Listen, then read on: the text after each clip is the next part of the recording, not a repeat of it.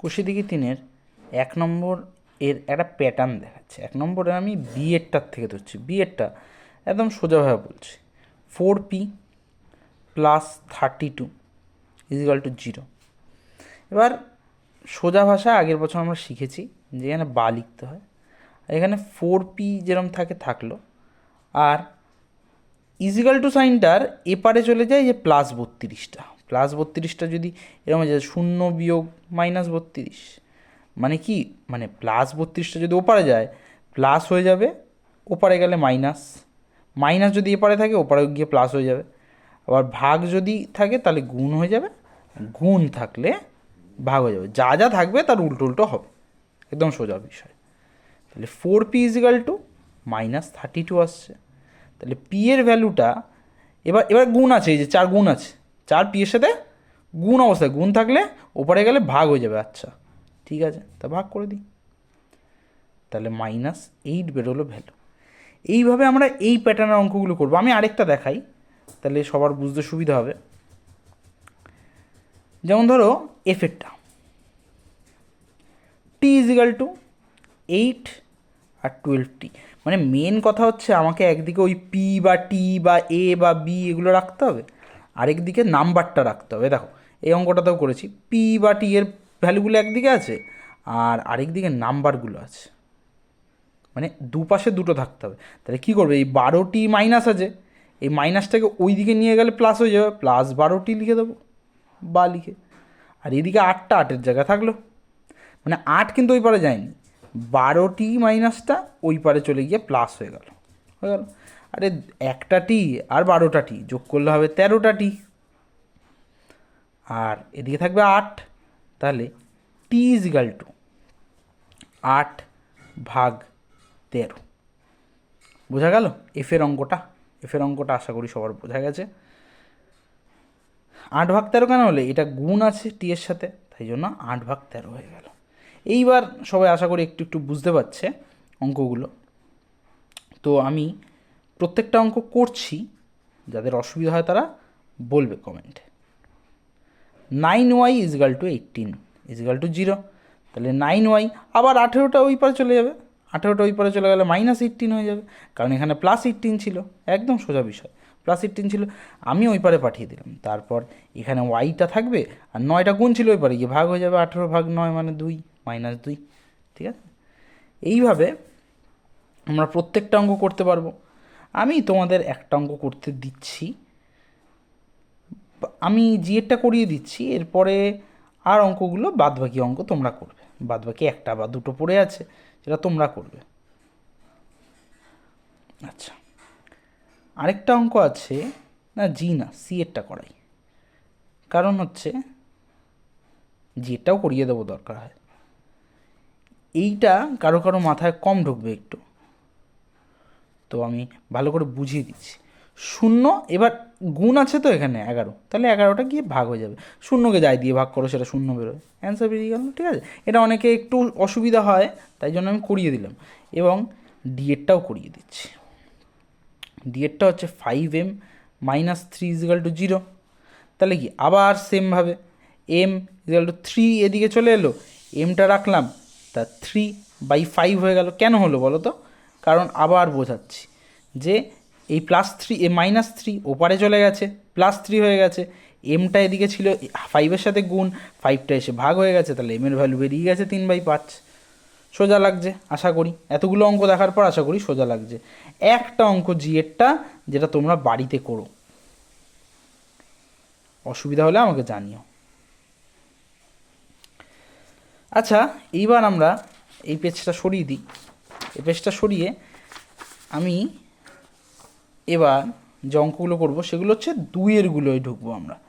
2-এর অঙ্কটা, 2-এর অঙ্কটা কিছুই নেই, 2-এর অঙ্কটা কি, y ইজিক্যাল টু -5/4, ভালো কথা। -y কত হবে, আচ্ছা ভালো কথা।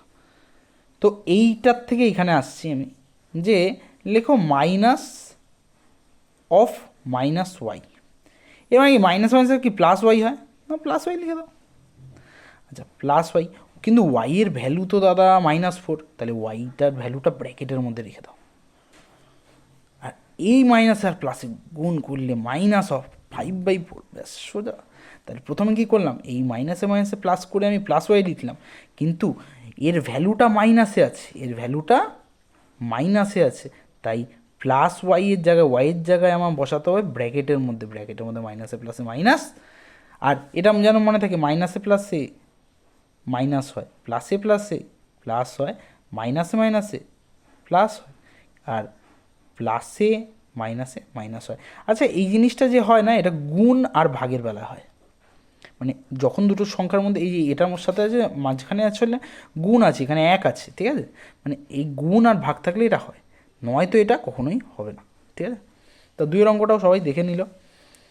তো এটাকে বলেছিল যে বামপক্ষ ডানপক্ষ প্রমাণিত করতে, তো তোমরা নর্মালি এখানে লিখে দেবে বামপক্ষ, আর এই সাইডে লিখে দেবে তোমরা এটা ইজিক্যাল টু কি, এটা দেখো ভালো করে মিলিয়ে দেখো, এই ভ্যালুটা কি ওয়াইয়ের ভ্যালু, আচ্ছা তাহলে এই সাইডে আমরা ওয়াই লিখতে পারবো। হ্যাঁ, সরি, ডান পক্ষ প্রমাণিত। খুব সুন্দরভাবে আমরা এটা লিখতে পারছি, সবাই বুঝতে পেরেছ? কীভাবে লিখলাম ভালো করে বোঝো। এ দেখো, প্লাস মাইনাসে মাইনাসে প্লাস হয়ে গেল, তা প্লাস ওয়াই হলো, এবার প্লাস ওয়াই, আর ওয়াইয়ের ভ্যালুটা ছিল হচ্ছে -5/4, লিখে দিলাম, মাইনাসে প্লাসে আবার মাইনাস হয়ে গেল, এই ভ্যালুটাই ছিল ওয়াইয়ের, তাই ওয়াইটা আমরা লিখে দিলাম। তাহলে বোঝা গেল কি এইটা ইজিক্যাল টু আসলে ওয়াই, অবভিয়াসলি আসলে ওয়াই।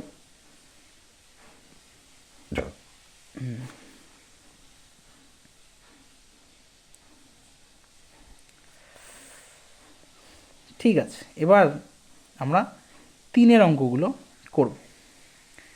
3-এর অঙ্কগুলো করে আমরা এই ভিডিওটায় 3-এর অঙ্ক পর্যন্তই থাকবো, পরের ভিডিওটায় আমি এর বাকি পার্টটা ছাড়ব, যাদের যাদের দেখার ইচ্ছা তারা দেখে নিতে পারো। আচ্ছা, প্রথমে এর অঙ্কটা করি, বুঝলি, 2x + 5, খুব সোজা, আগের অঙ্কের মতো। কি করব, 2 গুণ লিখবো, এই গুণ আছে এক্সের সাথে, এক্সের ভ্যালুটা লিখবো ভিতরে, আচ্ছা 3/8 + 5 লিখবো, খুব সোজা, এতটা তো খুব সোজা লাগছে। তারপরে এইবার দেখছি 2 গুণ, এখানে হচ্ছে 3/8, তাই তো, মানে -3টা আছে উপরে, এটাকে ব্র্যাকেটে এরকম রাখো, 8টা আছে আসলে নিচে, বুঝতে পারছো তো? এবার দেখো 8টা আসলে নিচে আছে, কিন্তু -2 আর -3টা আছে উপর দিকে, ঠিক আছে।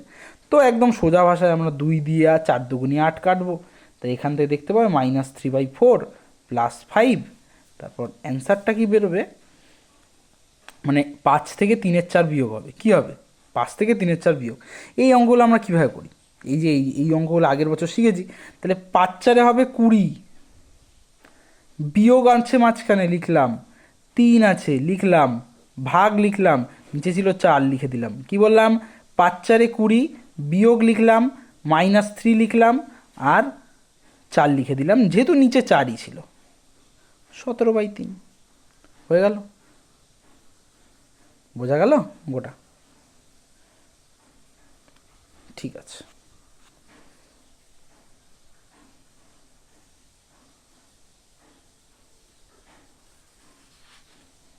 আচ্ছা, আমরা এইবার এর পরের অঙ্কগুলোয় যাই। এই পেজটা হয়ে গেছে, তাই এই পেজটা সরিয়ে দিলাম, কারণ আমার পরের অঙ্কগুলোয় যাই।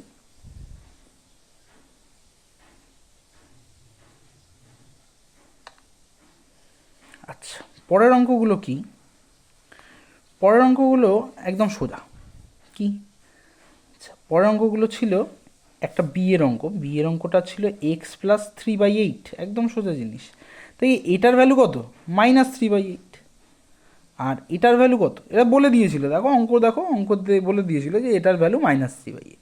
এখন সোজাভাবে ভাবো তো, এবার একটা আছে, ধরো ধরো 5, ধরো 5 বিয়োগ 5 যোগ 5 বিয়োগ 5 মানে 0 আসবে, যোগ যোগ 3/8 বিয়োগ 3/8 দুটোই আছে মানে 0 আসবে, যোগ 5 বিয়োগ 5 0 আসবে। অতএব মানে এইটার থেকে এটাকে আগে লেখা আছে বলে এমন ভেবো না যে বিয়োগ হবে না, বিয়োগ তো হবেই, বিয়োগ না হলে কী করে হবে। তো এইটাকে তুমি সেকেন্ড লাইনে এরকম ঘুরিয়ে লিখতে পারো, 3/8 -3/8 = 0, তোমার যেটা ইচ্ছা। এইবার আমরা সি এর অঙ্কটায় যাচ্ছি। সি এর অঙ্কটা আমরা এখানেই শেষ করবো আজকে। সি এর অঙ্কটা খুব সোজা। সির অঙ্কটা বলছে যে এক্সের ভ্যালু তো -3/8 বলে দিয়েছে, কিন্তু এবার বলতে হবে আমাকে 5 মাইনাস অফ মাইনাস এক্স। আচ্ছা, অনেকে এখানে অনেক ভিতরে ব্র্যাকেট ফ্যাকেট দিয়ে লিখবে, তুমি একদম না আমার আগের অঙ্কটার মতো সিস্টেম করবে। এই দুটো গুণ করলে মাইনাস মাইনাসে কী হয়, প্লাস, লিখে দাও 5x, 5 + x, একদম সোজা। এই মানে তুমি অত ঘাটাতেই যাবে না, তুমি নর্মালি লিখবে এই দুটো প্লাস। এবার 5, এইবার এর ভিতরে যে ভ্যালুটা ছিল, এই যে সুন্দর ভ্যালুটা, এই সুন্দর ভ্যালুটা এখানে বসিয়ে দাও, হয়ে গেল। আর প্লাসে মাইনাসে হয়ে যাবে মাইনাস, আশা করি তো তাই। তো হয়ে গেল, বসে গেল ভ্যালু।